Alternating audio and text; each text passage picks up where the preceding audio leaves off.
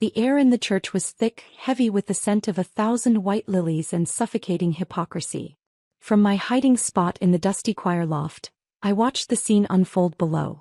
A sea of pastel suits and silk dresses, faces beaming with manufactured joy. They were all here for the society wedding of the year. My sister Lena's wedding. The wedding I was explicitly, coldly forbidden to attend. It's for the best, Ilara.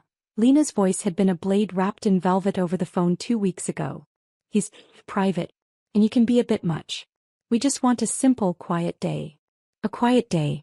The words echoed in my head, a bitter laugh caught in my throat. Below me, a string quartet was playing and champagne was already being passed on silver trays. Quiet. Right. Every instinct in my body had screamed that something was wrong. For 6 months, this mystery fiancé had been a ghost, a name without a face. Every attempt I made to meet him was deflected with a series of increasingly flimsy excuses. He was on a business trip. He was feeling unwell. He was terribly shy. My parents played along, their faces smooth, unreadable masks. Give your sister her moment, dear, my mother had chided. Don't make this about you. But it felt like it was about me. The secrecy was a wall built specifically to keep me out. So here I was, a ghost at the feast, dressed in a plain black dress, my hair hidden under a scarf. I felt like a criminal, my heart hammering against my ribs like a trapped bird. I just needed to see him. I needed to look into the eyes of the man who had made my own family treat me like a stranger. I needed to understand why I was the one secret they couldn't bear to have exposed. The organ music swelled, a triumphant, deafening sound. The heavy oak doors at the back of the church swung open. A collective gasp rippled through the guests. And there she was, Lena. A vision in white lace, her smile as bright and sharp as a shard of glass. She looked radiant, triumphant. Her eyes scanned the crowd, a queen surveying her court. On her arm, his back still to me, stood her groom. Tall, broad-shouldered, in a perfectly tailored black tuxedo. My breath hitched. I leaned forward, my knuckles white as I gripped the wooden railing of the loft. The dust motes danced in the shafts of stained glass light. Just turn around, I pleaded silently. Let me see you. As if he'd heard my thought, he shifted. He turned his head slightly to whisper something in Lena's ear. The sunlight from the window caught the sharp line of his jaw, the familiar curve of his ear, the dark hair I had run my fingers through just this morning before he'd left for his urgent business conference in another state. The world didn't just stop. Shattered. It imploded into a silent, screaming vortex of absolute horror. The air was sucked from my lungs. The scent of lilies became the stench of decay. The beautiful music turned into a funeral dirge ringing in my ears.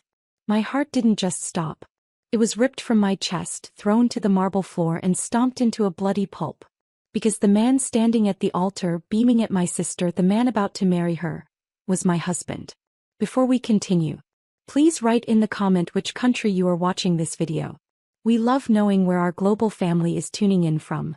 And if this is your first time on this channel, please subscribe. Your support helps us bring even more epic revenge tales of life. Enjoy listening. Let me take you back. Let me tell you how I got here, crouched in the shadows like a wounded animal, watching my entire existence burn to ash. 3 years ago I met Julian Thorne at a hospital fundraiser. I was a pediatric nurse working double shifts, exhausted but determined to make something of myself despite coming from a family that had always made me feel less than. He was a financial consultant, charming and attentive in a way that made me feel seen for the first time in my life. My family had always favored Lena. She was the golden child, beautiful, poised, everything effortlessly perfect. She got the best schools, the best opportunities, the lion's share of our parents' attention and what little family money existed. I was the afterthought, the daughter who had to fight for scraps of affection. When I brought Julian home for the first time, I saw something flicker in my mother's eyes. Approval. Real, genuine approval. For once I had done something right. I had found someone worthy. He's wonderful, darling, she'd said, squeezing my hand. My father had clapped Julian on the shoulder, welcomed him like a son. Even Lena had smiled, though I'd caught something strange in her expression when she looked at him. Something hungry. I ignored it. I was so desperate for their acceptance, so hungry for a family that felt whole, that I ignored every single red flag. Julian and I married quietly 6 months later. It wasn't the grand affair I'd dreamed of as a girl, But he'd convinced me that intimate was better. Just us, he'd whispered against my hair. I don't need anyone else. You're all I want. Those words had felt like salvation then. Now they tasted like poison. We'd been married for 2.5 years. 2.5 years of what I thought was happiness. We lived in a modest apartment across town. Julian traveled frequently for work, or so he said. I worked long shifts at the children's hospital, pouring my heart into sick kids who needed someone to care, coming home exhausted to an often empty apartment. But when he was there it was good. Wasn't it? He'd bring me flowers. We'd cook dinner together. We'd make love in the dim light of our bedroom, his hands familiar on my skin, his breath warm against my neck. He told me he loved me. He called me his everything. How many of those nights had he come from her bed to mine? The thought made bile rise in my throat. I gripped the railing harder, my whole body trembling as I watched them process down the aisle below. My family had started acting strange about 6 months ago. The invitations to Sunday dinners dried up. My mother's calls became clipped, perfunctory. When I'd asked about Lena's engagement, which I'd only learned about through a cousin's social media post, my mother had been evasive. It's very new, dear. Very private. You know how Lena is about these things. But I didn't know. Lena had always been a peacock, preening and displaying every achievement, every acquisition. Privacy wasn't her style. Secrecy was something else entirely. I tried to call Lena directly. She'd sent my calls to voicemail for 2 weeks before finally answering. Elara, she'd said, her voice cool. What can I do for you? Not, how are you, not, I miss you. Just that clinical politeness, like I was a telemarketer. I heard you got engaged, I'd said, trying to keep my voice light. Congratulations. I'd love to meet him. We could do dinner, the 4 of us. The pause had been long enough to count my racing heartbeats. That's sweet, but we're really busy with wedding planning. And anyway, Julian, she'd said, his name, my husband's name, though I didn't know it then, isn't really comfortable with big family things yet. He's private. I'm not big family, Lena. I'm your sister. Exactly. Another pause. Look, you can be a bit intense sometimes. Overwhelming. I don't want to scare him off. Let's wait until after the wedding, okay? Then we can all get together. Every word had been a tiny needle precisely placed. I'd felt hurt, but also that familiar shame. That old voice that whispered I was too much, too needy, too wrong. Okay, I'd whispered. If that's what you want. It is. I'll send you an invitation to the wedding, of course. But she never did. 2 weeks ago, when I'd called to ask about it, she dropped the bomb. Actually, Elara, I think it's better if you sit this one out. The venue is small and we're keeping it intimate. Family only. I am family. You know what I mean. Her voice had gone hard. Immediate family. Parents and grandparents. That's it. It was such an obvious lie. I'd seen the social media posts from cousins, friends, everyone buzzing about the wedding of the year. Why? I'd asked, my voice breaking. Why don't you want me there? Don't make this dramatic, Elara. It's not about you. It's my day and I get to choose who's there. Just be happy for me. For once, let me have something without you trying to steal the spotlight. She'd hung up before I could respond. I'd stood there in my kitchen, the phone dead in my hand, tears streaming down my face. Julian had been away that week, one of his frequent trips. I'd been alone with the pain, trying to understand what I'd done to deserve such cruelty from my own sister. That night I called my mother. She doesn't want me at the wedding, I'd sobbed. Mom, please. I don't understand. What did I do? My mother's sigh had been deep, weary. Elara, honey, you need to respect your sister's wishes. This is her special day. Don't make it about your feelings. I'm not trying to make it about me. I just want to be there for my sister. I want to meet the man she's going to marry. Why is that so wrong? It's complicated. My mother's voice had gone cold, distant. That tone she used when the discussion was over. Sometimes the kindest thing we can do for the people we love is give them space. Lena has asked for space. Give it to her. But, Elara, let it go. I hadn't let it go. I couldn't. The exclusion had festered in my chest like an infected wound. Julian had come home from his trip 2 days later, and I'd fallen into his arms, seeking comfort. They don't want me at Lena's wedding, I'd whispered against his chest, breathing in his cologne. The same cologne I could smell even now wafting up from the church below. "That's awful, baby," he'd murmured, stroking my hair. "You deserve better than that. Your family doesn't appreciate you." His arms had tightened around me and I'd felt safe. Protected. What a fool I'd been. "I don't understand why she's being so secretive about this guy," I'd said.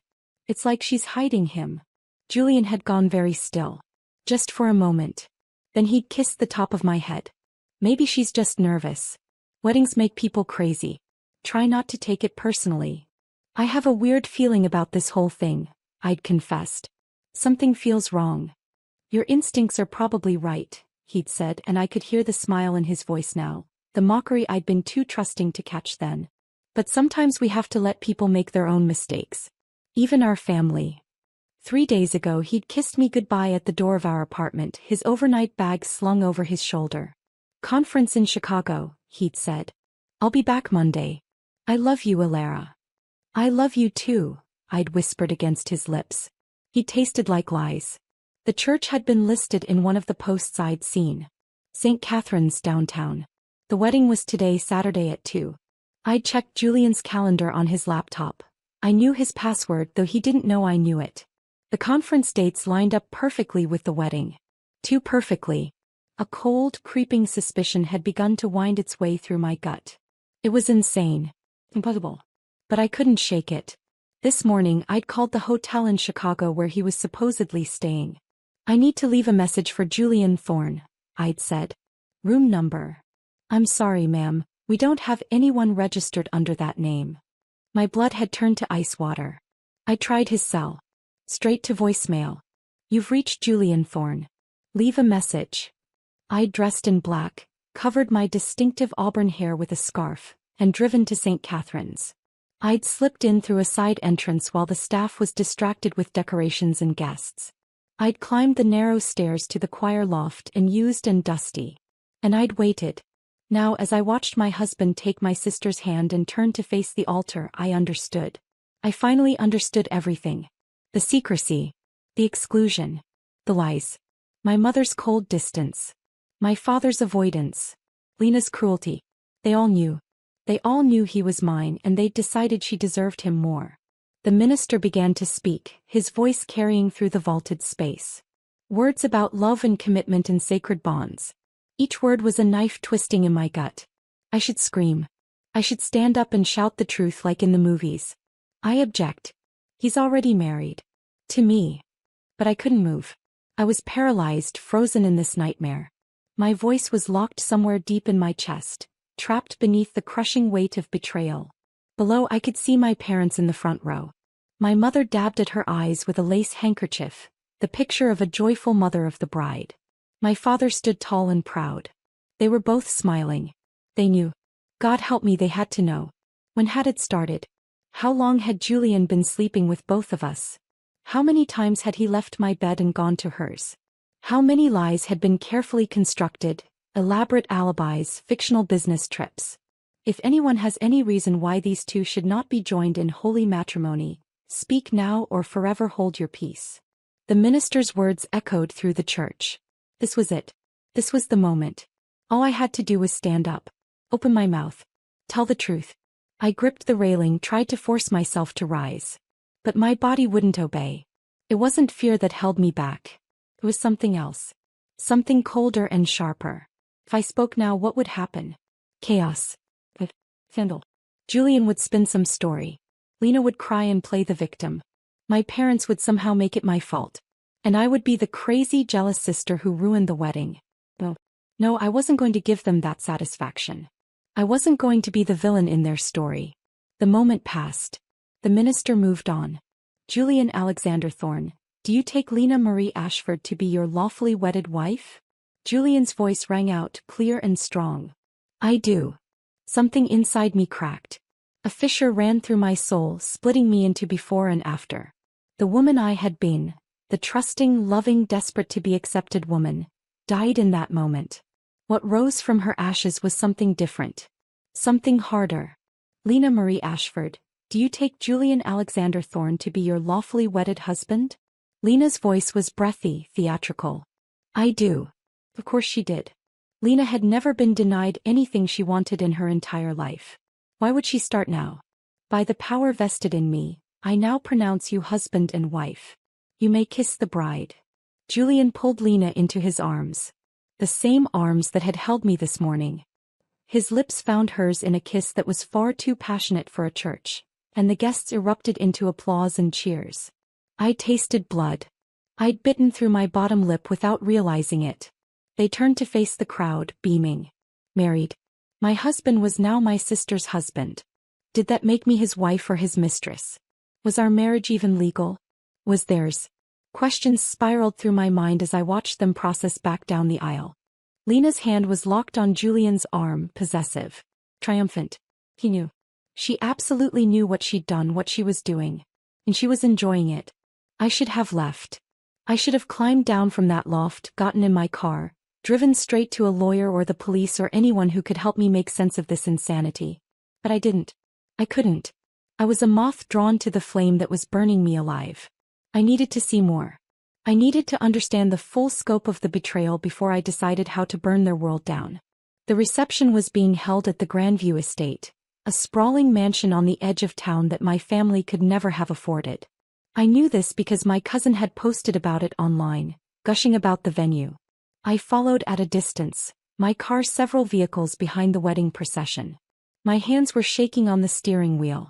I'd stopped crying. I was beyond tears now, in some strange, numb place where everything felt both hyperreal and completely surreal. The estate was surrounded by gardens and a tall iron fence. Security guards were checking invitations at the gate. Of course, Lena would have security. To keep out the riffraff. People like her own sister. I parked down the road and circled around on foot. The property backed up to a wooded area, and the fence, while tall, wasn't impossible to climb for someone motivated enough. I'd been rock climbing as a hobby for years. This was nothing. My dress tore on the iron spikes at the top of the fence, but I made it over. I dropped into a manicured hedge, leaves and twigs catching in my hair. I didn't care. I was beyond caring about my appearance. The reception was in full swing on the back terrace. White tents billowed in the gentle breeze. Crystal chandeliers hung from tent poles. Waiters in crisp uniforms circulated with champagne and hors d'oeuvres. A band played soft jazz. It was elegant and expensive and everything Lena had always wanted. I stayed in the shadows of the garden, moving between hedges and trees, getting closer. I found a spot behind a large stone fountain where I could see but not be seen. The water's babbling covered any sound I might make. Julian and Lena sat at a sweetheart table on a raised platform, the king and queen of this grotesque ball. They were feeding each other cake, laughing. His hand rested on her thigh, intimately high. I'd seen that hand on my own thigh 1,000 times. My stomach turned. I pressed my hand to my mouth, fighting the urge to vomit. Beautiful ceremony, wasn't it? A voice nearby made me freeze.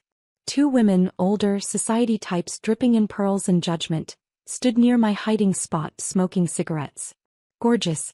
Though I heard there was some family drama. The bride has a sister who wasn't invited. Really? How scandalous. Why not? I heard she's unstable. Jealous type. Lena was worried she'd make a scene. My fingernails dug into my palms hard enough to draw blood. Well, Lena's certainly glowing. And that husband of hers. My God. If I were 30 years younger. They laughed, the sound like breaking glass in my ears, and moved away. Unstable. Jealous. That's the story they were telling. I was the problem. The difficult sister. The one who couldn't be happy for Lena's joy. I watched Julian stand and tap his champagne glass. The crowd quieted. He was going to give a speech. Thank you all for being here today, he began, his voice warm and sincere. The voice I'd heard whisper sweet nothings in the dark. This is the happiest day of my life. Lies. Every word was a lie. When I met Lena, I knew immediately that she was special. Different from anyone I'd ever known. Different. Not the first. Different. She's brilliant, beautiful, kind, and generous. She makes me want to be a better man. The guests made appreciative noises. I wanted to scream. I know we've had to keep our relationship quiet for various reasons. His pause was deliberate. But I want everyone here to know that from the moment I saw her, there was no one else. She is my everything. No one else. The words were specifically chosen. A message maybe. Or a justification. From the moment I saw her. When had that been? At our wedding? Before? How long had I been the fool? Lena stood and Julian wrapped his arm around her waist. She leaned into him, her head on his shoulder, the picture of a blissful bride. When she spoke, her voice carried across the crowd. I want to thank everyone for respecting our privacy these past few months. I know some people didn't understand why we kept things quiet. Her eyes scanned the crowd, almost as if she was looking for me. But sometimes when you find something precious, you need to protect it. Even from those who might try to take it from you. The hidden meaning in her words was clear to me. This had been a competition and she'd won. My father stood next, raising his glass. To my beautiful daughter Lena and to Julian. May your love be as strong and enduring as your mother's and mine. Everyone drank. My mother was crying again, clinging to my father's arm. The betrayal from Julian and Lena was a hot, searing pain. But the betrayal from my parents was something else entirely. It was a deep, cold ache settling into my bones. They were my family. They were supposed to protect me. Instead, they'd fed me to the wolves and cheered while I was devoured. As the reception continued, I remained in my hiding spot, watching, waiting. For what, I wasn't sure. Understanding, maybe. Or the right moment to act. But the longer I watched, the more fragments of memory clicked into place. Puzzle pieces I'd been too blind to see as part of a larger picture. 6 months ago, Julian had started working late more often. Big client, he'd said. Could really set us up if I land this deal. 6 months ago was when Lena got engaged. 4 months ago, I'd found a receipt in Julian's jacket pocket for an expensive restaurant downtown. When I'd asked him about it, he'd said it was a business dinner. But the date on the receipt was a Saturday. Julian didn't work Saturdays. Must have been a mistake on the receipt, he'd said, barely looking up from his laptop. You know how restaurants are with their systems. I'd let it go. I trusted him. 3 months ago, Lena had suddenly needed to borrow money from our parents. A lot of money. For investments, she'd said vaguely when I'd overheard my mother talking about it. Lena had a good job in marketing, but she'd always lived beyond her means. Our parents had given her the money, of course. They always did. Now I wondered if that money had gone toward this wedding. This obscenely expensive reception. The designer dress she was wearing. 2 months ago, I'd noticed my mother being cold whenever I mentioned Julian. I'd thought she was just being moody. He got like that sometimes, distant and critical. But maybe it wasn't about me at all. Maybe it was guilt. 1 month ago, I'd come home early from a shift that got cut short and found Julian in our bedroom on the phone. He jumped when I walked in, almost dropping the device. I have to go, he'd said quickly into the phone. Yeah. Later. He'd hung up before I could hear any response. Who was that? I'd asked. Work. Just work. He'd kissed my forehead, but his eyes had slid away from mine. You're home early. Slow night. They didn't need me. I'd started to undress, tired. Want to order dinner? Actually, I need to run out. Forgot I promised to meet a client. He was already grabbing his jacket. Now. It's 8 o'clock. I know, I'm sorry. I'll be back soon. And he'd left before I could say anything else. He'd come home at midnight smelling like perfume. When I'd asked about it, he'd laughed. The client's wife was there. She's very huggy. European. You know how it is. I hadn't known. But I'd let it go. I always let it go. God, I'd been so pathetically trusting. A commotion at the reception pulled me from my spiral of memories. Lena was standing now, holding court with a group of her friends. I could hear snippets of their conversation. So romantic, though. A secret relationship. But why secret? I don't understand. Lena's laugh was light, practiced. Let's just say there were complications. People who wouldn't have understood. Who might have tried to interfere. She sipped her champagne. But we're together now, and that's all that matters. You're so brave, one of the friends gushed. I could never go through all that secrecy. Love is worth fighting for, Lena said. Worth protecting. Even if it means making hard choices. Hard choices. Like stealing your sister's husband. Like lying to her face for months. Like erasing her from your life so you could take everything from her. I felt something inside me harden further. I wasn't just hurt anymore. I was angry. No, anger was too small a word. I was furious. I was incandescent with rage. They had taken everything from me. My husband. My family. My sense of self. They had made me doubt my own worth, my own perceptions.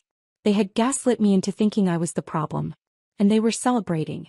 They were laughing and drinking champagne and acting like victims who had overcome some great obstacle when they were the villains. They were the monsters. I pulled out my phone.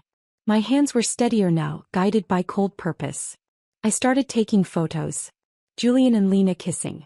Julian's hand on her waist. The two of them at the sweetheart table, his wedding ring. A ring I'd never seen before, glinting on his finger next to mine.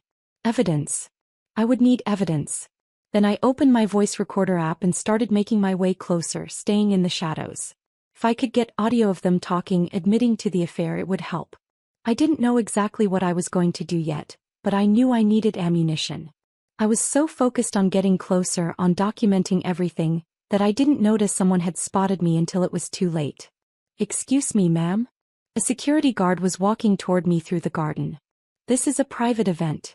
Can I see your invitation?" My heart hammered. I could run. Should run. But instead I stepped out of the shadows, pulling off my scarf. "Let them see me. Let them all see me." "I don't need an invitation," I said, my voice surprisingly steady. "I'm family." The guard looked confused. He spoke into his radio. "I've got a situation by the East Garden. Female claiming to be family. No invitation." Within moments, chaos.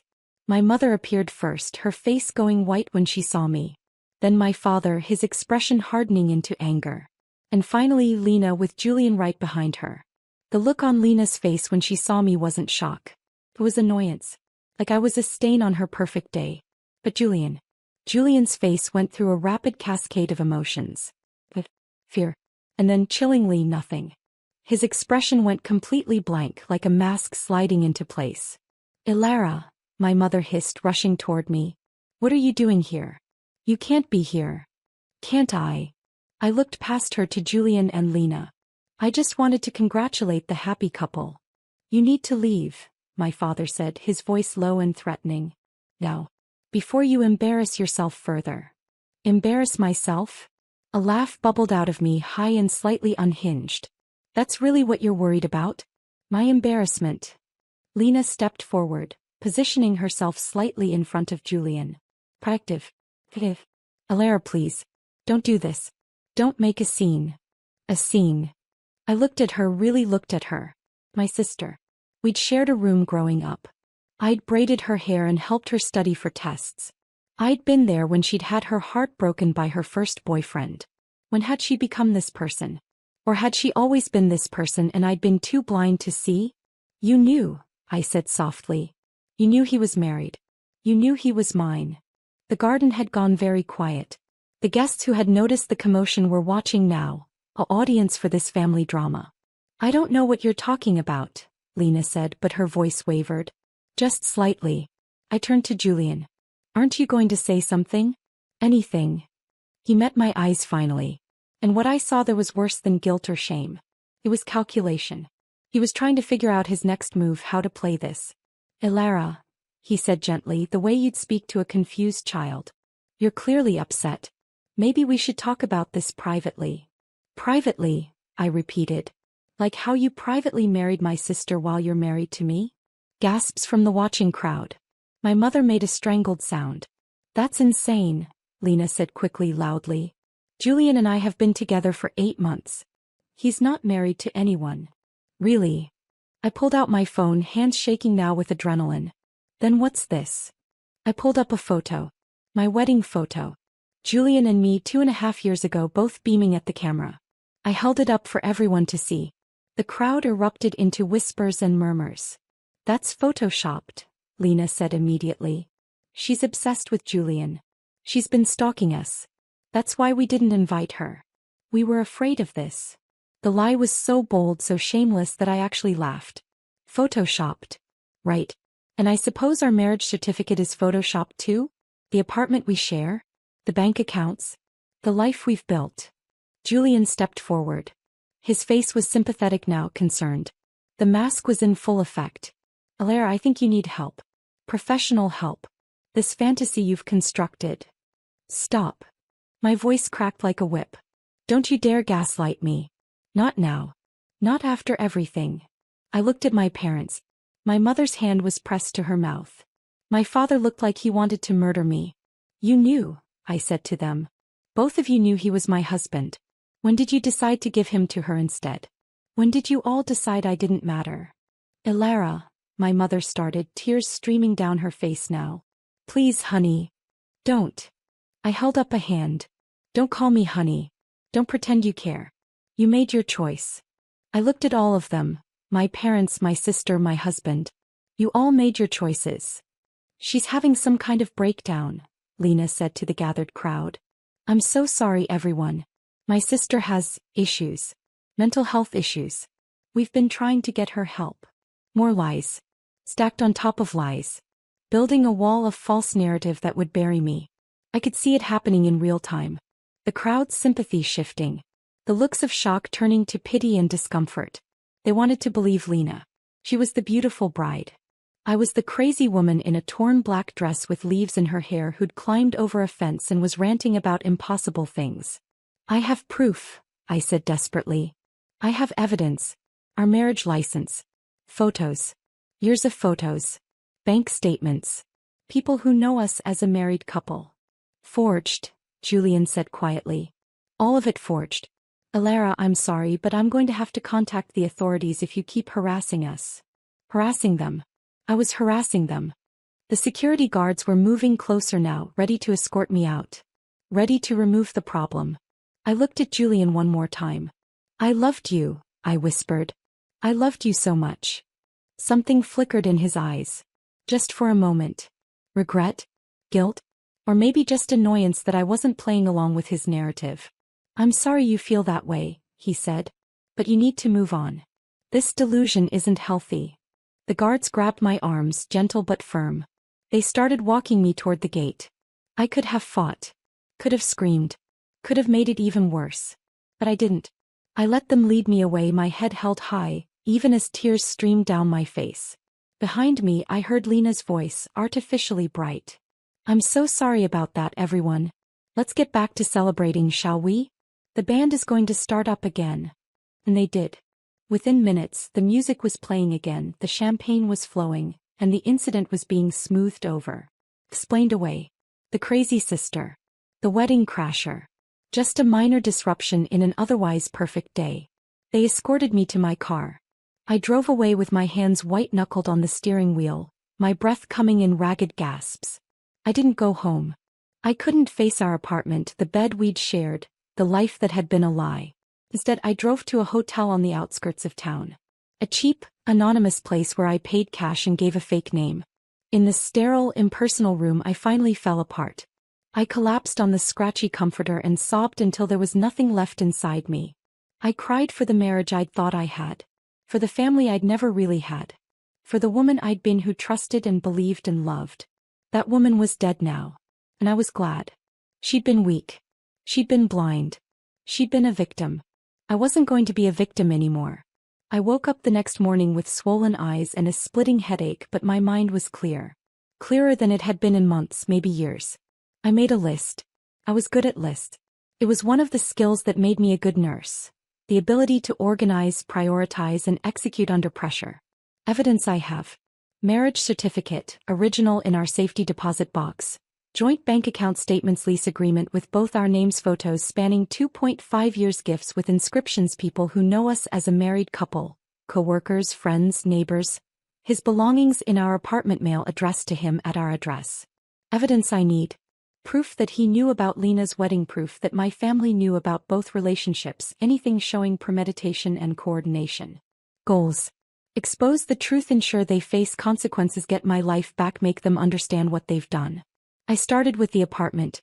I drove there mid-morning, knowing Julian would likely stay with Lena at a hotel on their wedding night. The thought made me sick, but I pushed through it. The apartment looked exactly as I'd left it.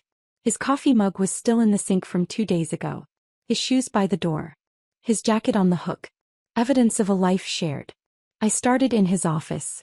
Julian was meticulous about most things, but he had a habit of hiding things in plain sight, convinced I'd never look. A file cabinet he kept locked, but I knew where he kept the key, inside a hollowed-out book on the shelf. Plus, inside the cabinet I found a treasure trove. Bank statements for an account I didn't know about. Large withdrawals over the past 8 months. One particularly large one 2 weeks ago, around the same time Lena would have needed to pay vendors for the wedding. Receipts. Hotel rooms. Restaurants. Jewelry stores. All dating back 8 months. And then at the bottom of the drawer a burner phone. My hands trembled as I powered it on. It took a few minutes to charge enough to boot up. When it did, I found exactly what I needed. Text messages. Hundreds of them. Between Julian and Lena. I sat on the floor of his office and read through them, each one a knife in my heart. Lena, I can't stop thinking about last night. Julian, me neither. You're incredible. Lena, when are you going to tell her? Julian, soon I promise. I just need to figure out the right way. That was from 7 months ago. Julian, I hate lying to her. But I can't give you up. Lena, you won't have to lie much longer. Once we're married it won't matter. Julian, what about Alara? Lena, what about her? She'll get over it. He always does. She's weak. My vision blurred. I wiped my eyes and kept reading. Julian, your parents know. Your mom saw us at the restaurant. Lena, and? Julian, she said she won't tell Alara. She said you deserve to be happy. Lena, she's right.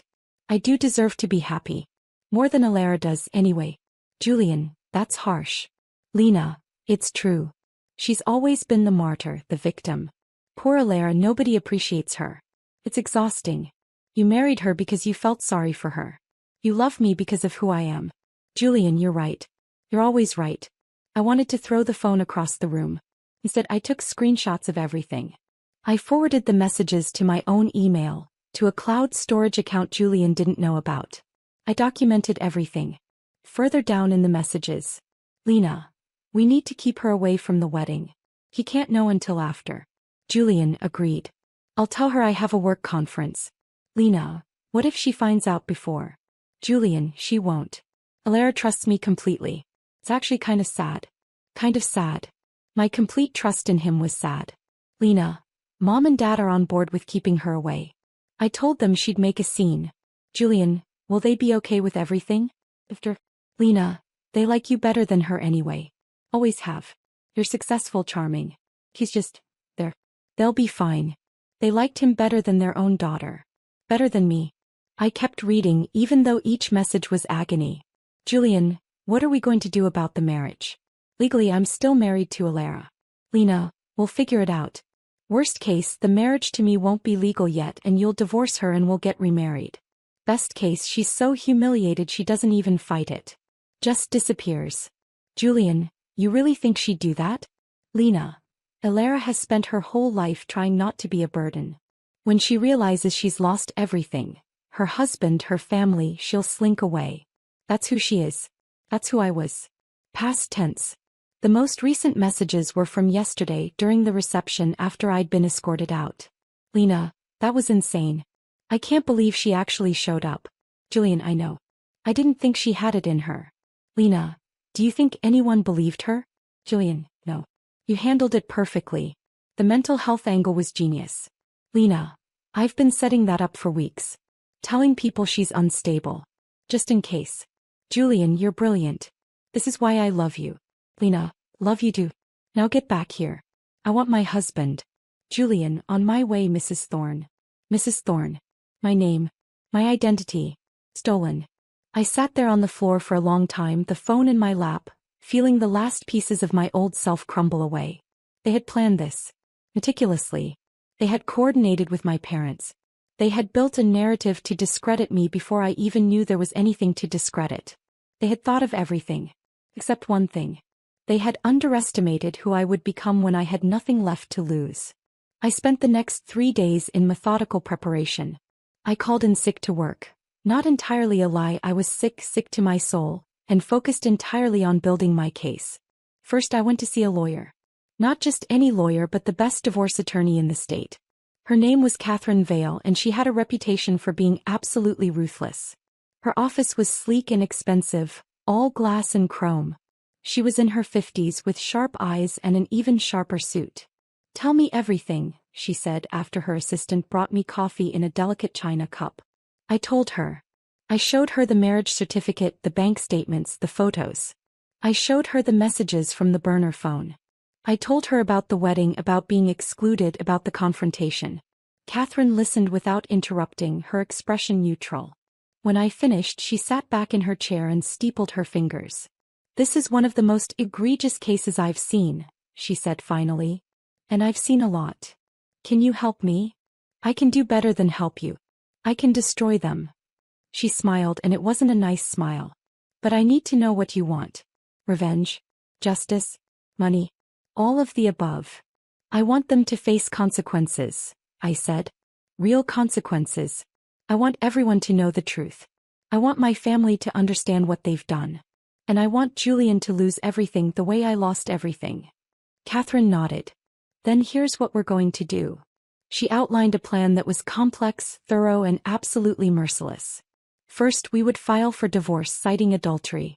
We would include all the evidence. The messages, the photos from the wedding, everything. We would make it public record.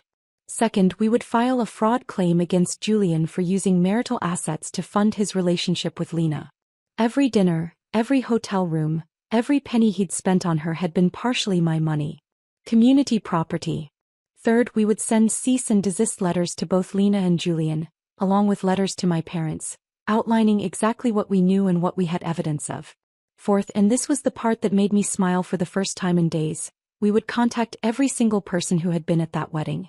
We would provide them with the evidence. The truth. We would systematically dismantle the narrative that I was crazy. "This will be brutal," Catherine warned me. "It will get ugly. They will fight back. Your family will likely choose them over you. Are you prepared for that?" "They already chose them over me," I said. "I have nothing left to lose." "Good." Catherine extended her hand. "Then let's begin." I shook it, sealing my fate in theirs. The divorce papers were served to Julian 3 days later, at Lena's apartment where he'd apparently moved in. I knew this because I'd hired a private investigator. Catherine had recommended one, to track his movements. The investigator, a woman named Rita who looked like someone's kindly grandmother but had the instincts of a bloodhound, had provided me with a detailed report. Julian hadn't been back to our apartment since the wedding. He'd moved all of his essential items out while I was at work the day before the wedding, leaving just enough to maintain the appearance that he still lived there. He'd planned his exit carefully. Of course he had. Rita served the papers herself, posing as a delivery person. She caught it on a hidden camera. I watched the footage in Catherine's office. Julian answered the door in a t-shirt and pajama pants, clearly relaxed. He signed for the package, opened it. I watched his face drain of color as he read the first page. Petition for dissolution of marriage.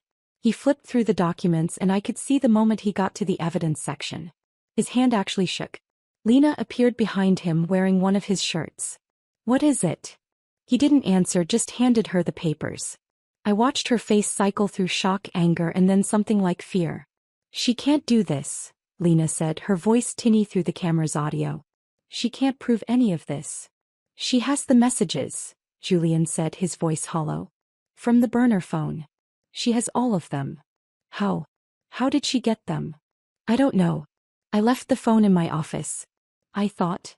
He ran a hand through his hair, the gesture familiar and now revolting. "I thought I was being careful." "This is bad," Lena said. "Julian, this is really bad. If this goes public." "I know. My job. My reputation. Everything. I know." His voice was sharp now, angry. "Do you think I don't know what this means for me? I could lose my license. Financial fraud, bigamy." "You're not a bigamist," Lena said quickly. "Our marriage isn't legal. The officiant was fake." I sat up straighter.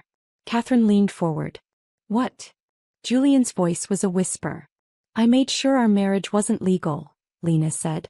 "Just in case. The minister was an actor friend of mine. So technically you're still only married to her. Which means you can divorce her and then we can get married for real."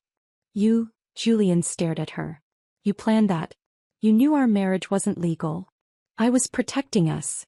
Lena's voice went high, defensive. "If the marriage wasn't legal, you can't be charged with bigamy. It's just an affair. Messy but not criminal." The silence stretched between them. "I need to call my lawyer," Julian said finally. The video ended there. Catherine sat back with a satisfied smile. Well, she said. That's interesting. So they committed fraud on all those wedding guests. Everyone gave gifts, money for a wedding that wasn't legal. That opens up a whole new avenue of liability. Can we use this? I asked. Oh, we can definitely use this. She made a note. This gets better and better. Over the next week, the legal machinery ground into motion. Julian hired a lawyer, a slick corporate type who immediately tried to paint me as the aggressor. They filed a countersuit claiming I had stolen Julian's phone and violated his privacy. Catherine laughed when she saw it. They're scrambling. This is the move of someone who knows they're caught. She filed a motion to include the burner phone messages as evidence, along with an affidavit from me explaining how I'd found the phone in our shared marital home, in an unlocked drawer. Not stolen. Discovered. The judge allowed it. Then came the cease and desist letters. Catherine had them delivered by process server, formal and legally binding. One to Julian. One to Lena. And once to my parents. My mother called me for the first time in 2 weeks, her voice shrill with panic. Alara, what have you done? What is this letter? It's exactly what it says, Mother. It's a formal notice that I have evidence of a conspiracy to defraud me and ruin my reputation. Conspiracy? Are you insane? We didn't. You knew, I said, my voice cold. You knew Julian was my husband. You knew he was having an affair with Lena. You helped them keep me away from the wedding. You lied to me. For months. We were trying to protect you. Protect me? By helping my husband marry my sister. It's complicated, Alara. You don't understand. Then explain it to me. Explain how this was protecting me. Silence. Then my father's voice in the background. Hang up. Don't say anything else. Alara, please. My mother tried again. Don't do this. Don't air our family's dirty laundry in public. Think about what this will do to all of us. I am thinking about it, I said. I'm thinking about it very clearly. Maybe you should have thought about it before you betrayed your own daughter. I hung up. My hand was shaking, but I felt strangely calm. The cord was cut. The family that had never truly valued me was gone, and I was the one who had severed the tie. It should have hurt more. But I'd already grieved for them. There was nothing left but cold resolution. Catherine's final stroke of genius was the public exposure. Not a social media post or a dramatic confrontation. Something better. Something more permanent. She had a colleague who worked in journalism, an investigative reporter for the city's major newspaper. Catherine reached out and pitched the story. Bigamy in high society. Local wedding of the year built on lies. The reporter, a woman named Joanna Reed, was immediately interested. She interviewed me for hours, verified every piece of evidence, and built a story that was meticulous and damning. The article ran on a Sunday front page of the lifestyle section, with a photo of Lena and Julian from their wedding prominently featured. The headline read, "The Wedding That Wasn't. How One Woman Discovered Her Husband Married Her Sister." It detailed everything. The timeline of my marriage to Julian. The affair. The wedding I was excluded from.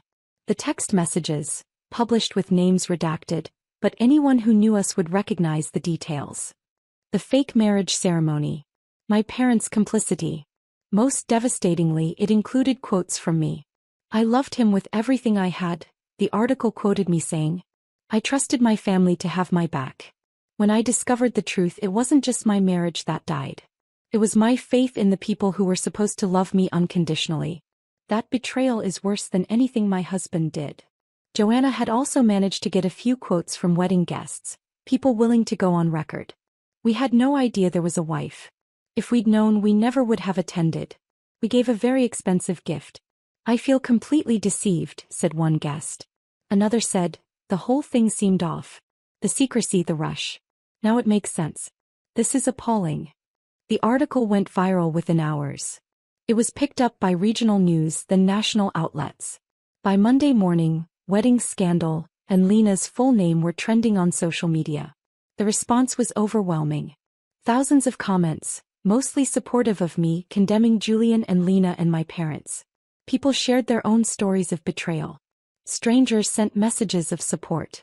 A few people tried to defend Lena and Julian, suggesting there was more to the story, that I must have been a terrible wife for him to stray. but they were drowned out by the majority who saw the situation for what it was: a cruel, calculated betrayal. Lena's employer, a prestigious marketing firm, issued a statement saying they were investigating the matter and took allegations of ethical violations seriously. By Wednesday, Lena was on administrative leave. Julian's financial consulting firm dropped him as a partner. "We have a zero-tolerance policy for fraud and ethical violations," their statement read. "Mr. Thorne is no longer affiliated with our company." The wedding venue released a statement saying they had been deceived and were reviewing their vetting procedures.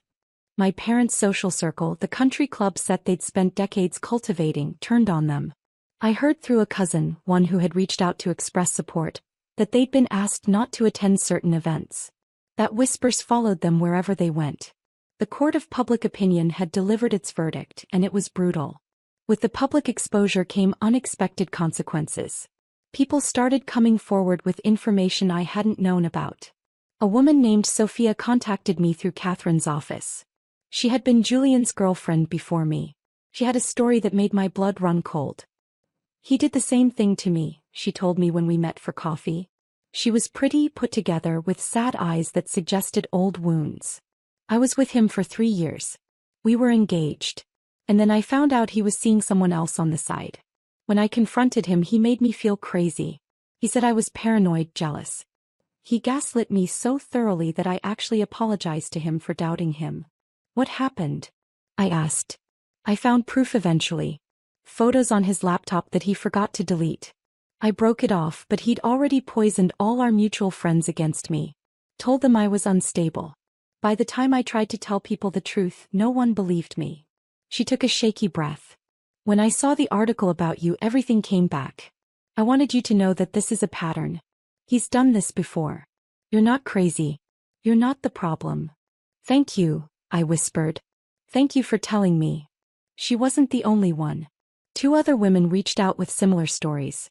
Julian had a history of overlapping relationships, of manipulation, of making women doubt their own sanity. Catherine added all of this to our case file.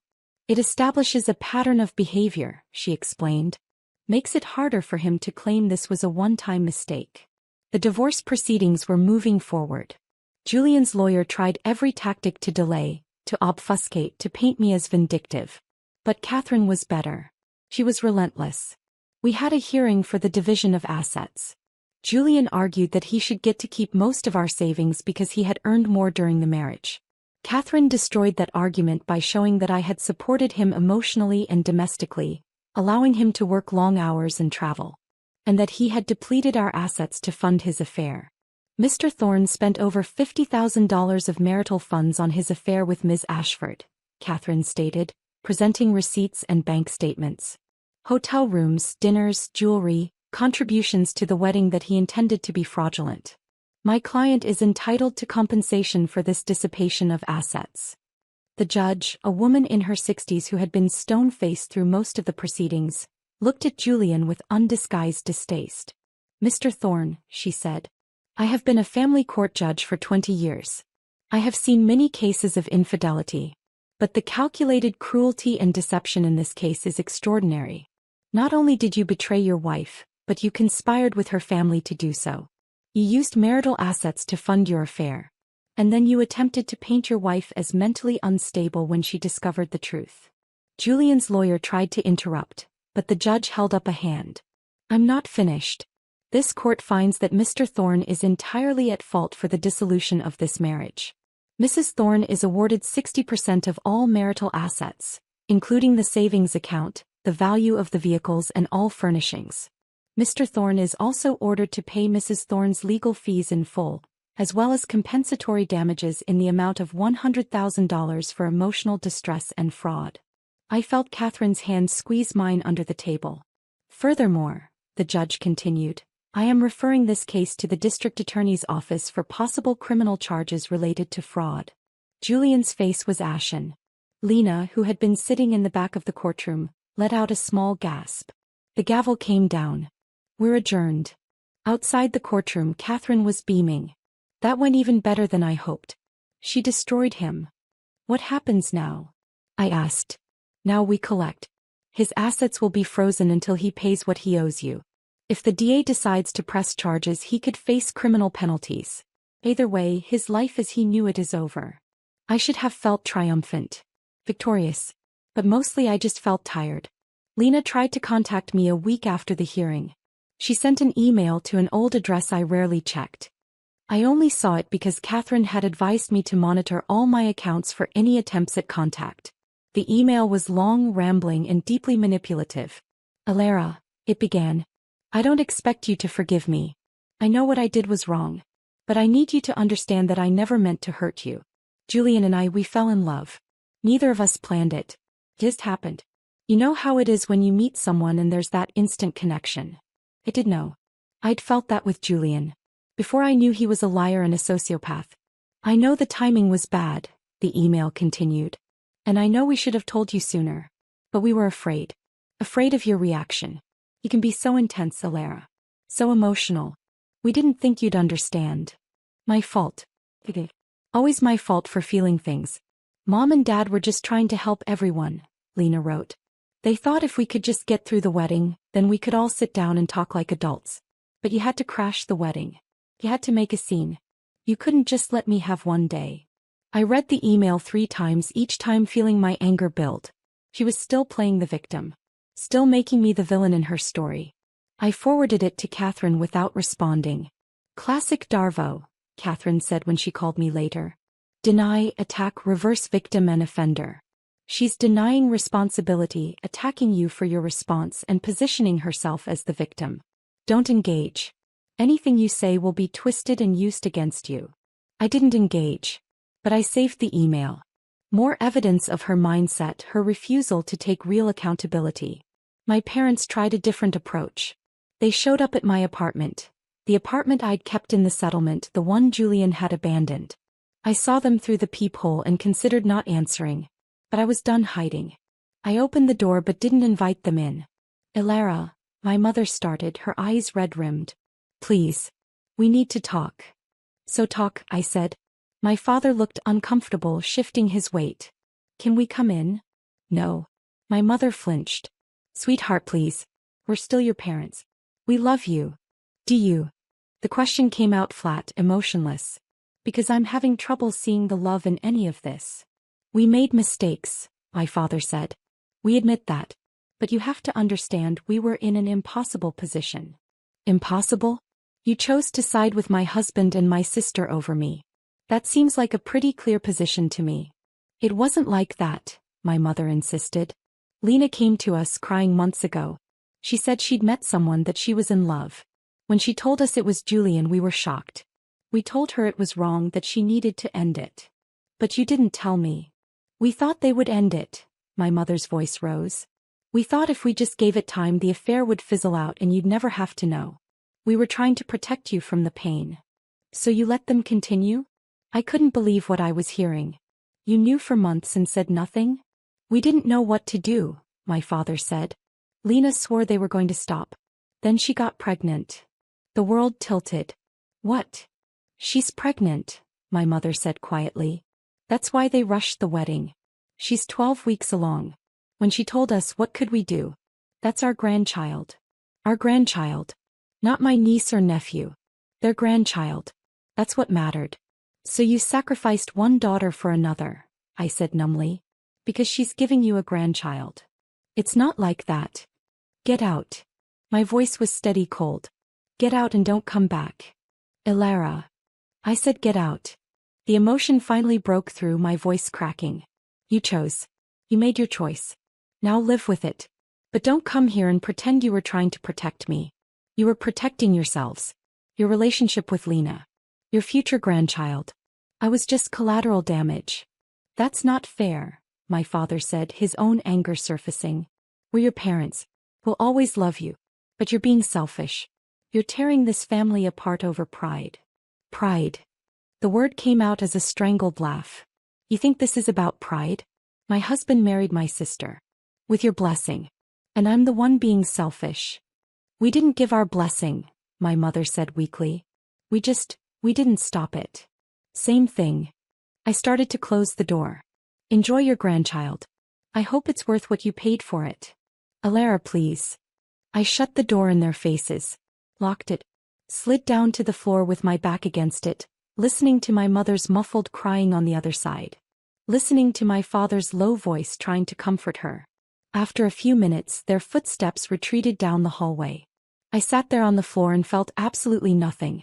I'd thought there might be some satisfaction in rejecting them the way they'd rejected me. But there was just emptiness. The pregnancy explained so much. The rush.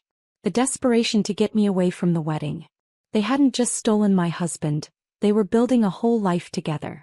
A family. The family I'd dreamed of having with Julian one day. Had he ever wanted that with me? Or had I always been the placeholder, the for now, until something better came along? I pulled out my phone and called Catherine. Lena's pregnant, I said without preamble. My parents just told me. That's why they rushed the wedding. Catherine was quiet for a moment. How do you feel about that? I don't know. Numb. Angry. Relieved I'm not tied to him through a child. I pressed my free hand to my stomach, thinking about the pregnancy scare I'd had a year ago. It had turned out to be nothing, and Julian had seemed almost relieved. Now I knew why. Can we use this information? Potentially. It establishes motive for the fraud. They needed the wedding to happen quickly before she started showing. But Alara, I need to ask you something. How far do you want to take this? Because we can keep pushing, keep destroying them. But there's a point where revenge starts destroying you too. You need to think about what you really want. I want justice. Justice and revenge aren't always the same thing. I closed my eyes, leaning my head back against the door. I want them to understand. To really understand what they did. I want consequences that matter. And then I want to move on. I want to build a life where they don't exist. Okay, Catherine said softly. Then let's finish this. Chapter 12. The Breaking Point. 2 weeks later, the DA's office announced they were pressing charges against Julian for wire fraud and theft. The marital funds he'd used to finance the affair had come from a joint account that included my direct deposited paychecks. Since he'd transferred money from that account to pay for things like Lena's engagement ring and wedding expenses without my knowledge or consent, it qualified as theft. He was arrested at Lena's apartment early on a Tuesday morning. The local news ran the perp walk footage. Julian in handcuffs, his expensive suit rumpled, his face a mask of shock and humiliation. I watched it on the news while getting ready for work. I'd gone back to the hospital the week before, needing the structure and purpose. My colleagues had been awkwardly supportive, having all read about the scandal. But they gave me space, let me focus on the work, on the kids who needed me. Seeing Julian in handcuffs should have felt triumphant. Instead it just felt sad. This man I'd loved, who I'd built a life with, reduced to this. Had he ever been real? Or had I loved a ghost, a performance, a mask? The charges came with a bail hearing. Catherine attended, though I stayed away. She called me afterward. Bail was set at $100,000. His parents posted it. His parents. I'd met them twice. They'd seemed nice enough, if distant. They drove up from Florida. They're not happy. I overheard his mother in the hallway telling him he'd disgraced the family. Good. There's something else. Lena was at the hearing. She looked rough, Alara. Really rough. And when Julian came out, she tried to approach him, but he walked right past her. Didn't even acknowledge her. I absorbed this information. Trouble in paradise? Seems like it. Facing criminal charges has a way of clarifying what matters to people. My guess. Julian is realizing that Lena isn't worth losing everything for. A bitter part of me wanted to laugh. Lena had destroyed her relationship with me, torpedoed her reputation, lost her job, all for a man who was now discarding her like yesterday's trash. What happens next? I asked. The criminal trial will take months to prepare. In the meantime, the divorce will be finalized. We have the settlement agreement drafted. Once Julian signs it, you're free. Free. The word should have sounded liberating. Instead it sounded lonely. But lonely was better than betrayed. Lena's fall was slower than Julian's, but no less complete. Her administrative leave from work became a quiet termination 2 weeks after Julian's arrest. The official reason was reorganization, but everyone knew the truth. The company didn't want the scandal attached to their brand. She tried to get other jobs in marketing, but the viral nature of the story made her unhireable. Every potential employer could Google her name and find thousands of articles and social media posts about the wedding scandal. Her friends, the society crowd she'd cultivated so carefully, abandoned her one by one. Invitations dried up. Group chats went silent. No one wanted to be associated with the woman who'd stolen her sister's husband. I heard all this through my cousin Emma, who had firmly planted herself on my side and was feeding me updates. Part of me said I shouldn't listen, shouldn't care. But I couldn't help it. I needed to know that there were consequences. "She's living with your parents now," Emma told me over coffee one Saturday. Apparently Julian kicked her out of the apartment they were sharing. He's broke. All the money she had went to the wedding and legal fees. "And the baby?" I asked, surprising myself with the question. Emma's face softened. "Still pregnant as far as I know. Due in about 5 months. I saw her at the grocery store last week. She looked small. Defeated. Nothing like the Lena we grew up with." I should have felt satisfaction. This was what I wanted, wasn't it? For her to lose everything the way I had? But I just felt hollow. "How are Mom and Dad handling it?" I asked, hating myself for caring. "Not well. Dad looks like he's aged 10 years. Mom is in complete denial, acting like everything is fine, but you can tell she's falling apart. They're social pariahs now. The country club asked them to resign their membership." The country club. My parents' entire social identity had been wrapped up in that membership. They'd worked for decades to afford it, to be accepted into that world. "I almost feel sorry for them," Emma said carefully. "Almost. Then I remember what they did to you and the sympathy evaporates." "They made their choice," I said, echoing the words I'd been repeating to myself like a mantra. "They have to live with it." But that night, alone in my apartment, I cried for them. For the parents I'd wished I had, who would have chosen me, protected me, loved me unconditionally. Those parents had never existed, but I mourned them anyway. 3 months after the courthouse confrontation, a letter arrived. Not an email, but an actual handwritten letter, delivered by mail. The return address was my parents' house. The handwriting was Lena's. I almost threw it away without opening it. Catherine had advised no contact. But curiosity won. I opened it standing in my kitchen, the afternoon light streaming through the windows. "Alara," it began. "I don't expect you to read this. I don't expect you to forgive me. I don't expect anything from you anymore. But I needed to write this even if you tear it up without reading it. I was wrong. Everything I did was wrong. I knew it was wrong while I was doing it, and I did it anyway. I told myself stories to justify it. That Julian loved me more than you, that you'd be fine, that I deserved to be happy. But they were all lies I told myself to excuse the inexcusable. The truth is, I've always been jealous of you. You were always the good one, the kind one, the one who cared about other people. I was the pretty one, the successful one, but it was all surface. You had depth. You had real relationships with people. I just had transactions. When I met Julian at that fundraiser. Yes, we met before you introduced us. He approached me first, actually. But you walked up and he shifted his attention to you, and I saw the way he looked at you. Like you mattered. Like you were real. I was engaged to someone else at the time. Do you remember? Thomas. He was boring but stable. I broke up with him 2 weeks after your wedding to Julian because I couldn't stand watching you be happy with the man who I'd decided should have been mine. I spent 2 years trying to forget about him. I dated other people. I threw myself into work. But whenever I saw you two together at family dinners, I felt this burning resentment. You didn't even appreciate him, I told myself. You didn't dress up enough, you worked too much, you were too tired to go out. I convinced myself you didn't deserve him. So I pursued him. I ran into him accidentally, at places I knew he'd be.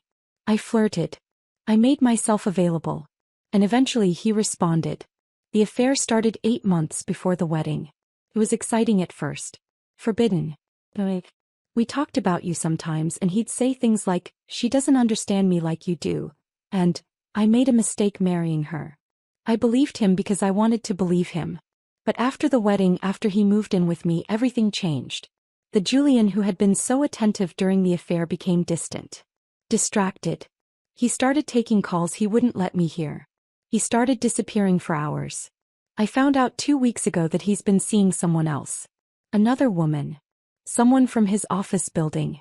The irony isn't lost on me. When I confronted him, he said the same things to me he probably said to you about me. That it just happened. That he didn't mean to hurt me. All the same lines. He left 3 days ago. Packed his stuff and moved in with her. He said the baby isn't his problem, that I should handle it. So now I'm alone. Pregnant. Unemployed. Living with mom and dad in my childhood bedroom like a failure. Everyone I know hates me. I can't get a job. I can't show my face anywhere without people whispering. And you know what the worst part is? I deserve all of it. Every single bit of suffering I'm going through, I deserve. But this baby doesn't deserve it. This innocent child didn't ask to be born into this mess. And I'm terrified. Terrified that I'm going to be a mother and I don't know how to be anything other than selfish. I'm not asking for forgiveness. I'm not asking for help. I just wanted you to know that you were right about everything. Julian is exactly who you discovered him to be. Mom and dad were wrong to choose me over you. And I was wrong about everything. You deserved better than all of us. I'm sorry. For what it's worth, I'm truly deeply sorry. Lena. I read the letter 3 times, standing in my kitchen as the afternoon faded to evening. My hands were shaking by the end. This was what I'd wanted, wasn't it? An admission. An apology. Acknowledgement that they were wrong and I was right. So why did it feel so empty? I called Catherine. Lena sent me a letter. A confession, basically. Can we use it? Forward it to me. But Alara, do you want to use it? The divorce is almost finalized. Julian is facing criminal charges. Your parents are social outcasts. Lena has lost everything. At what point is it enough? I don't know, I whispered. I don't know what enough looks like. Maybe that's something you need to figure out before we proceed any further. After we hung up, I sat in the growing darkness of my apartment, the letter on the counter beside me. Lena was pregnant and alone. Julian had done to her exactly what he'd done to me, made her feel special, then discarded her when someone shinier came along. There was justice in that. A poetic symmetry. But there was also a baby. A child who would grow up surrounded by the wreckage of their parents' choices. I thought about the kids I worked with at the hospital. The innocent ones who suffered because of adult decisions they had no control over. This baby would be one of them. And like it or not, that baby was my niece or nephew. My blood. I sat with the letter for 3 days before I made my decision. On the 3rd day I called Emma. I need you to tell me the truth, I said. How bad is it? Really? Emma sighed. Spataler. Lena barely leaves her room. Your mom is having panic attacks. Your dad is on blood pressure medication. The stress is killing them. And financially? They've spent everything on lawyers for Lena. They're probably going to have to sell the house. And with a baby coming, they're going to lose everything, I finished. Yeah. I closed my eyes. If I wanted to help hypothetically, what would that look like? Are you serious? Emma's voice was sharp with surprise. After everything they did to you? I'm not doing it for them. I'm doing it for me. Because I need to be able to look at myself in the mirror. And I need to be able to move forward without this weight. Alara, you don't owe them anything. I know. But maybe that's exactly why I need to do this. Because I'm choosing to, not because I owe them. I called Catherine next. I want to drop the lawsuit against my parents, I said. Alara. I know what you're going to say. But I've thought about this. Julian is the one who wronged me. He's facing consequences. Lena has faced consequences. My parents. They were wrong. Horribly wrong. But they're still my parents. And there's a baby coming who didn't ask for any of this. Catherine was quiet for a long moment. What about the money they owe you? The emotional damages. Keep the case against Julian. Drop the one against my parents and Lena. I don't want their money. I just want them out of my life. You're sure? I'm sure. Hey. I'll file the dismissal. But Alara, this doesn't mean you have to let them back into your life. You can show mercy without sacrificing your boundaries. I know. That's exactly what I'm doing. The next step was harder. I wrote a letter of my own. To Lena. Lena, I received your letter. I believe that you're sorry and I believe that you're suffering. I'm dropping the lawsuit against you and our parents. Not because I forgive you, I'm not there yet and I may never be. But because I refuse to let what you did turn me into someone I don't recognize. I refuse to let your choices define the rest of my life. You're going to be a mother soon. That child deserves better than to grow up in the shadow of this scandal. So I'm drawing a line. The legal battle ends here. But make no mistake. This isn't reconciliation. I'm not coming back to the family. I'm not going to be at baby showers or holidays. I'm not going to play happy families and pretend this didn't happen. I'm letting go. Of you, of mom and dad, of the family I thought I had. I'm letting go so I can move forward. I hope you figure out how to be a better mother than you were a sister. That child deserves that much. Don't contact me again. I need space and time. Maybe one day I'll be ready to talk. But that day isn't today and it might not come for years. Take care of yourself and your baby. I mailed it before I could change my mind. Julian's trial happened 6 months after the arrest. I attended every day, sitting in the back of the courtroom watching him face the consequences of his choices. The prosecution built a meticulous case. They showed the paper trail of funds transferred from our joint account. They presented the text messages from the burner phone. They called witnesses.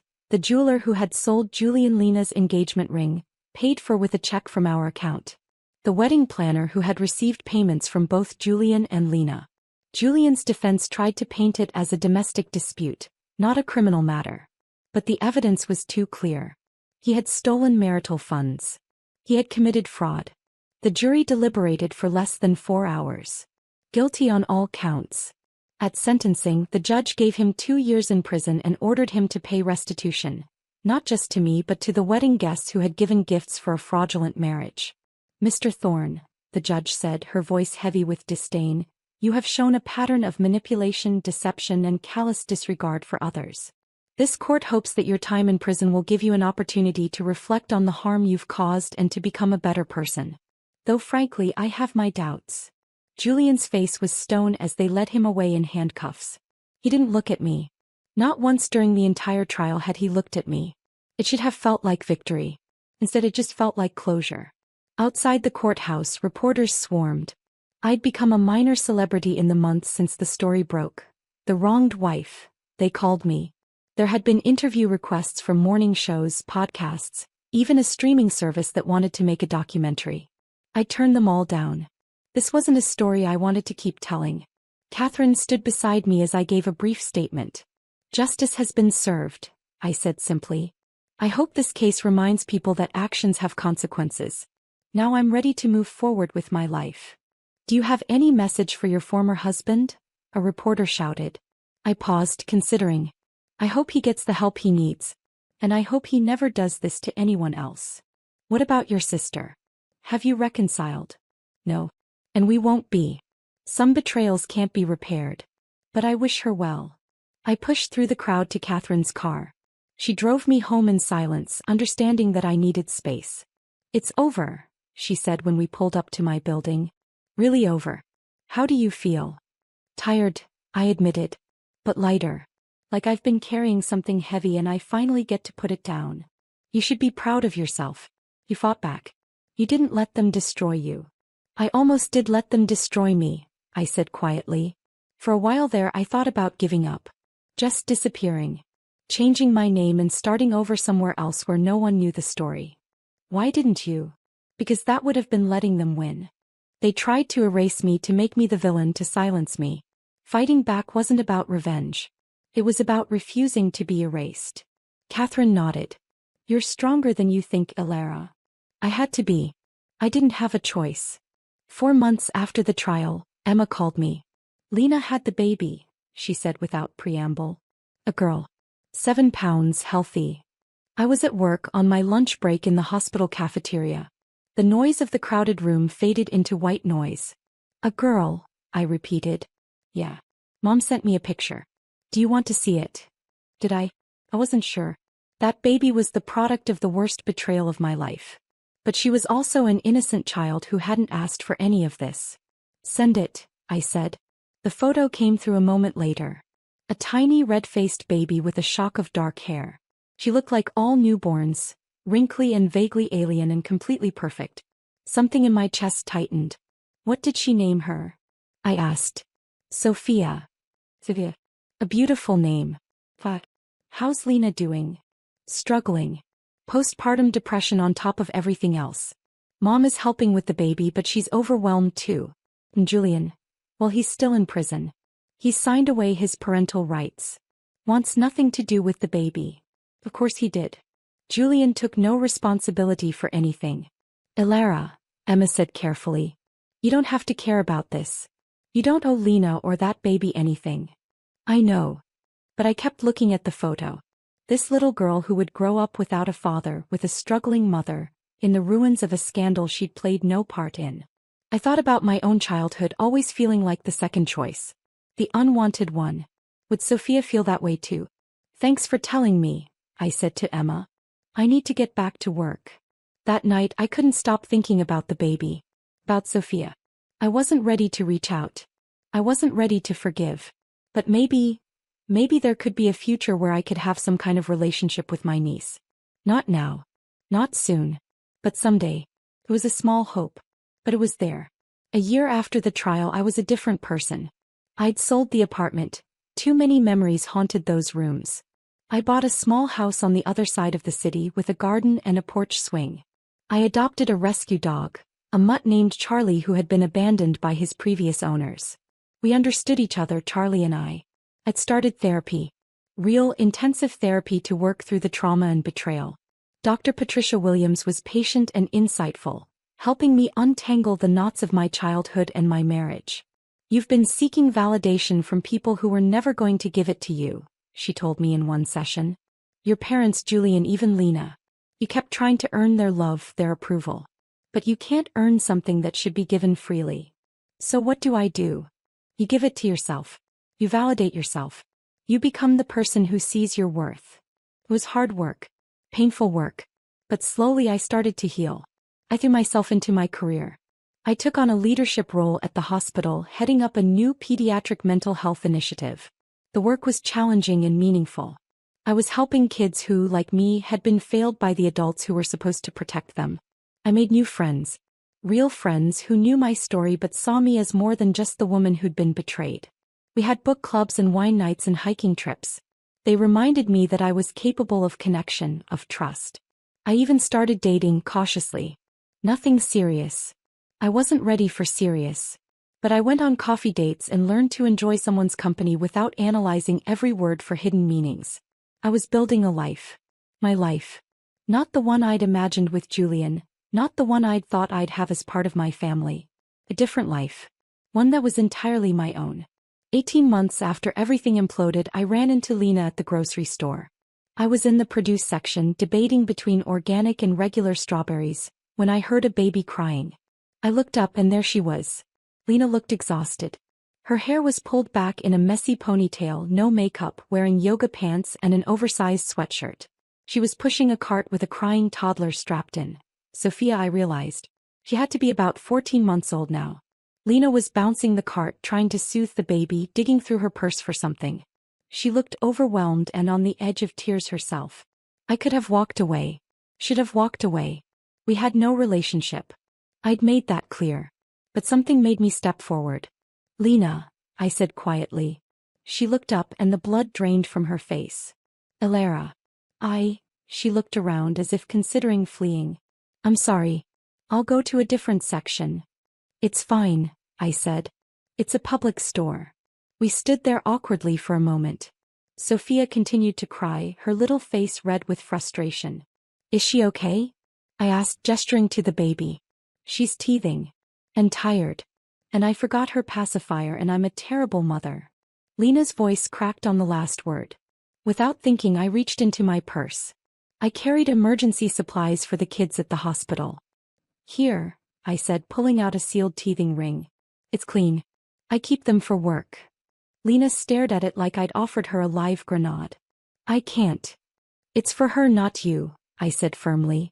She took it slowly, opened it and gave it to Sophia. The baby immediately quieted, gumming the teething ring with relief. Thank you, Lena whispered. I nodded and started to walk away. Elara, wait. Lena's voice stopped me. Can we talk? Just for a minute. Every instinct screamed at me to say no. To maintain the boundary I'd set. But I looked at her, really looked at her and saw something I'd never seen before. Humility. Real, bone-deep humility. 1 minute, I said. We moved to the side of the aisle out of the flow of traffic. Sophia was calm now, playing with the teething ring. I don't expect anything from you, Lena started.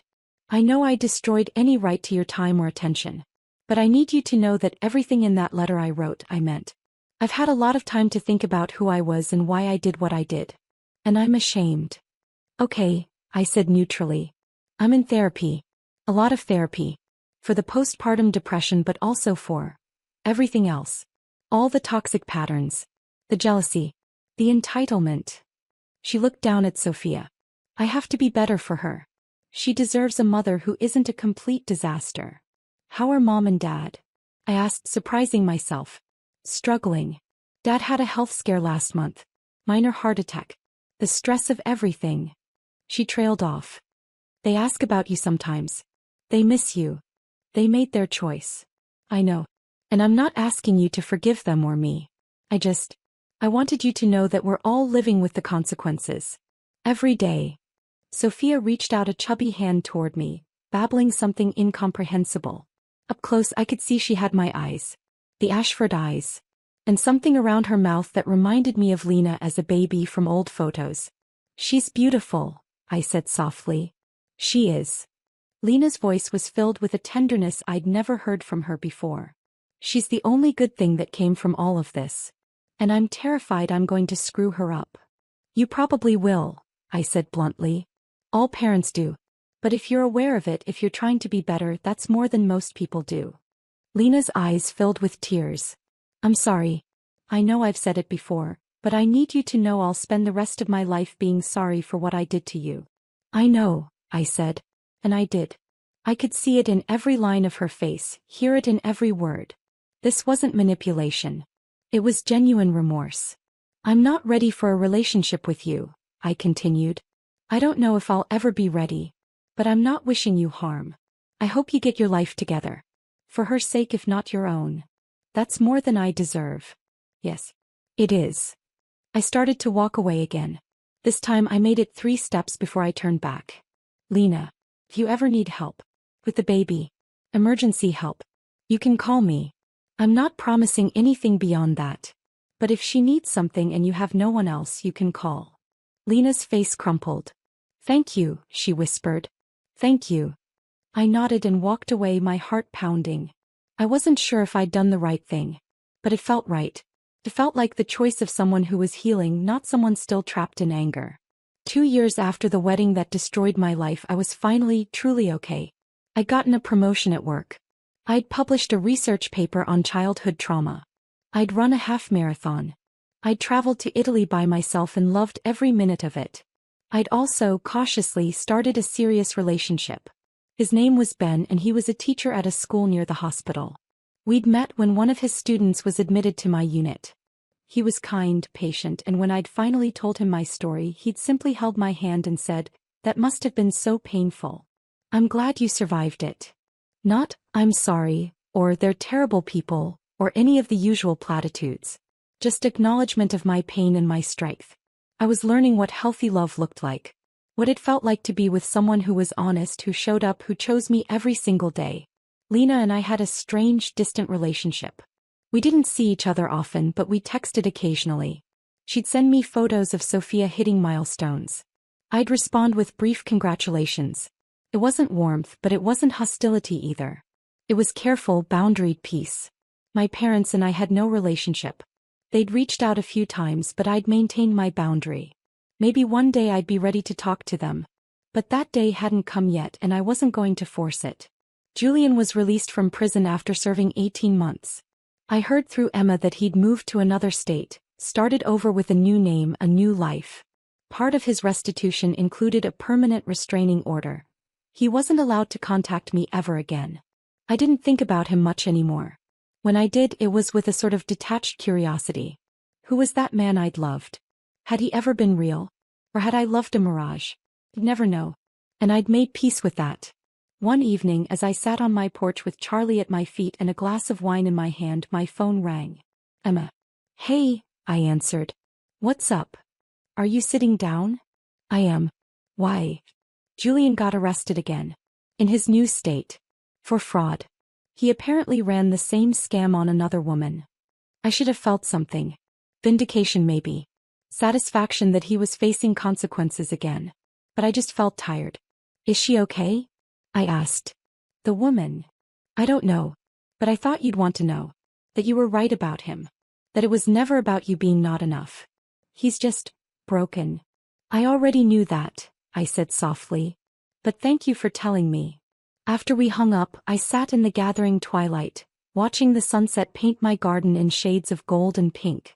Julian's arrest didn't change anything for me. He'd already lost his power over my life. He was just a man now. A sad, pathetic man who would probably spend the rest of his life hurting people because he didn't know how to be whole. I'd been shattered too.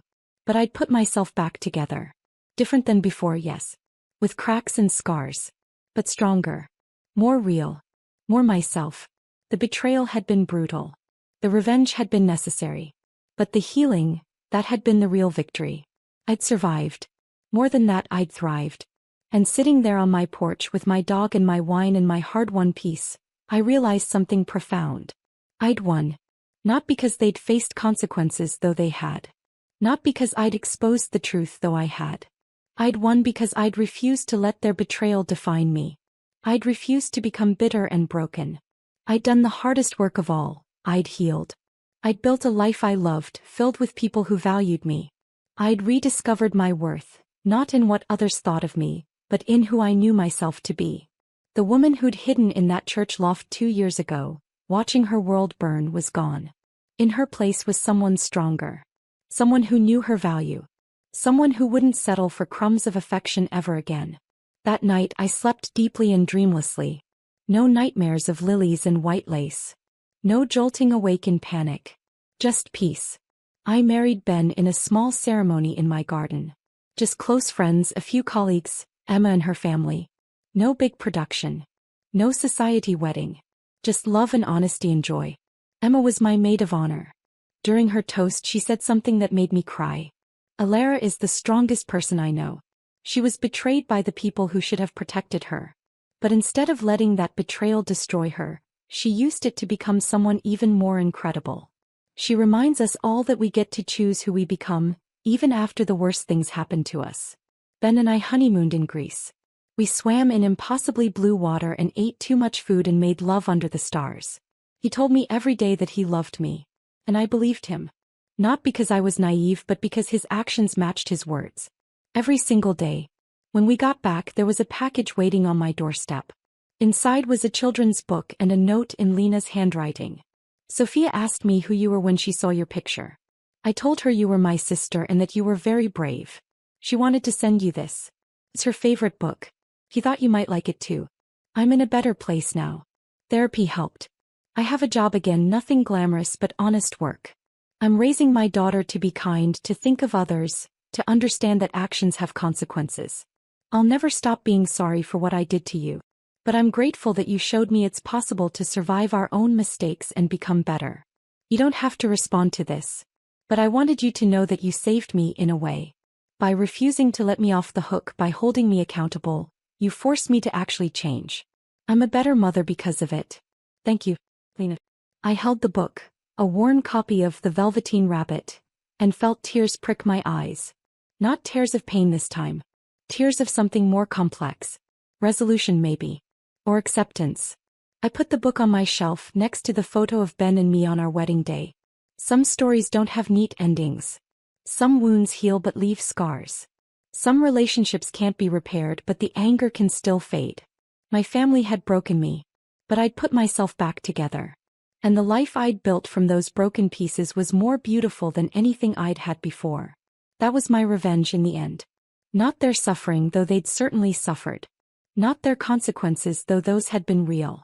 My revenge was my joy. My peace. My thriving. I'd taken the worst thing that ever happened to me and used it to become the best version of myself. And as I stood in my kitchen in my home with my husband humming in the next room and my whole life stretching ahead of me, I realized something. I was happy. Genuinely, deeply happy. They tried to destroy me. Instead they just cleared the way for me to build something better. I won. And I would keep winning, every single day for the rest of my life.